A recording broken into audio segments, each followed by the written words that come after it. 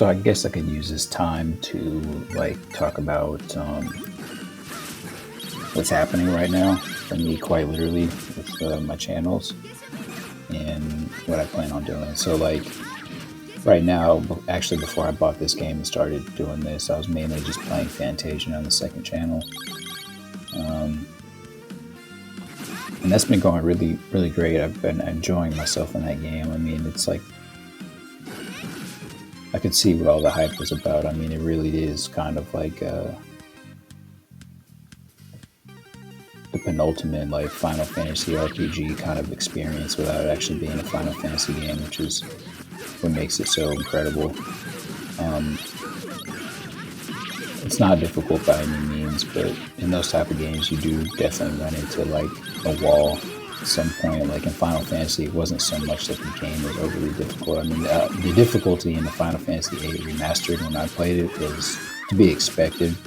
Probably the best way to put it. The only thing that really kind of was annoying was getting like what you needed to craft like the lion heart, which is like the kind of, you know, final, probably the best weapon in that game.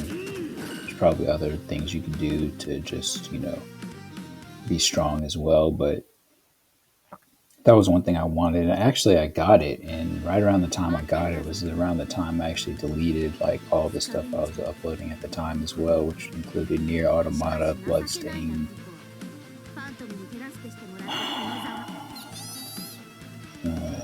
what else was I playing? A lot of games like that, right? But so like in Fantasian, like, you know, it's kind of like a mix between those two. Like, you know, the bosses are difficult sometimes, then also getting certain weapons. For me, the tire thing would be difficult because Eternal Holy, I mean, that might be one of the most difficult bosses like I've faced in the video game in quite some time. And it's not that the boss itself is difficult. I mean, he's strong in his own right, and has like, you know, a lot of health and, you know, traditional boss mechanics that make, you know, any enemy in the game difficult. But what makes Eternal Holy difficult is, you know, once he gets to a certain point, he'll summon like a totally different version of himself called Eternal Darkness that you have to fight as well. So I'm bringing this up because I think what I'm going to do in that game, actually right now I've got 2 videos of being uploaded. I upload 2 videos a day of that game, excuse me, that I play, right? So the second video that I have uploaded right now is actually one that's about 15 minutes long, and the reason that is because the last video that I had set to upload in that kind of batch of videos that made up the video I'm talking about, which is the second video that I have today. It's 50 minutes long and 4 seconds. And the reason it's that long is because the last video, which I thought was just like a regular 30-second switch capture, was actually an Eternal Holy attempt that I tried and got pretty far in when I was using either the Bloody Sword and or the Ceramic Blade 2.0, kind of when I was getting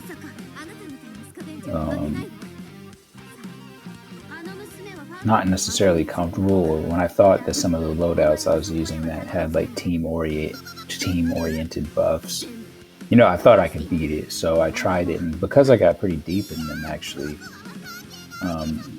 the video, it is basically like I was just gonna create it into a video of its own and then kind of upload it as an Eternal Holy attempt, and, you know, upload it as like that, because I got pretty far in it, and because I was doing it the way I was doing it, with kind of just focusing on seeing how powerful I could get my team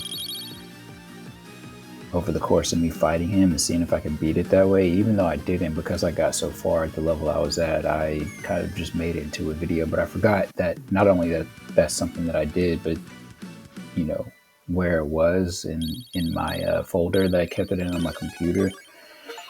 And so by the time I had made it, you know, it got tossed into a video, and because of tossed into it. It was the last video that got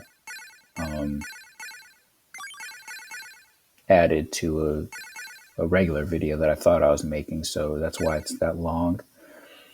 And I guess looking back on it in retrospect, it would have gotten rendered twice in 4K, which maybe it does or doesn't make a difference. I did that sometimes with some of the latter Pokemon Unite videos I made, just because that game looks so nice as it is. I felt like if it was something I could do to a video, that I would, because I just thought it would make it look a little bit better. And so like some of the latter Pokemon Unite movies and compilations that got made in that way as well. But if you see a video on the second channel in the Fantasian playlist that's like 50 minutes and 4 seconds long, the last thing I'm doing in there is just kind of fighting Eternal Holy anywhere from 1 to 2 times over. That was intended to be its own video and kind of in its own playlist for that matter. Just to kind of commemorate me testing out the builds and also showing how difficult that boss was in general. But because it got tossed in with another video and subsequently rendered twice in 4K, I think what I'm going to do is kind of upload it to it's being uploaded now, but I'll that's going to be the last thing I do in the Fantasian playlist for a while. And I've continued playing that game since that video got made, obviously. And everything that I'm working on right now and that I have set to be uploaded will be uploaded in a separate Fantasian playlist that I'll probably title something to the extent of like either level 60 or level 80 grind. I think the max level in that game is 99 or 100 is like the level cap. So, what I'll do is just level up to either level 60 or 80 and then go attempt Eternal Holy. And then if I get Tire Thing, I'll probably return to the exact same spot that I'm farming in now, kind of in the depths of the Thaumatech Factory,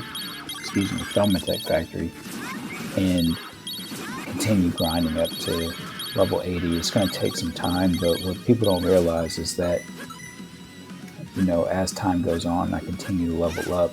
Theoretically, it's probably the best thing for me to do because it'll make the rest of the game, it'll probably be the last time I ever have to do something like that, meaning it'll be just a clean playthrough of that game, until I reach New Game Plus and or just have to do something like that. But in a perfect world, what I plan on doing is getting to like level 60 in Fantasian. So I'll make like, the video that's being uploaded now that's like, ends with me fighting Eternal Holy, that's around 50 minutes long. That's going to be the last video in the Fantasian playlist for some time.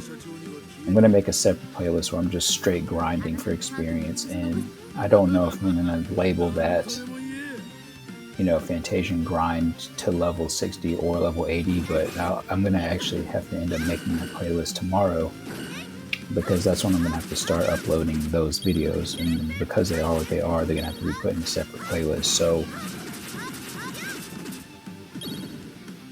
what I want to do is like see if level 60 is enough for me to beat Eternal Holy.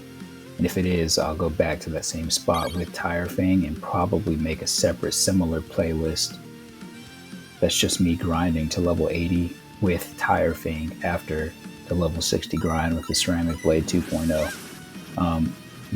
It's kind of weird, like if someone were to ask me like, what is the most effective loadout for what I'm trying to do in that game, it's actually what I'm using right now with the Ceramic Blade 2.0. I mean, if someone were to ask me like, what is the most potent loadout you can do for trying to do what I'm doing in that game, it's using the Ceramic Blade 2.0, but because Tire Fang is so reminiscent of the Lionheart and Final Fantasy 8 Remastered, I just have no option but to,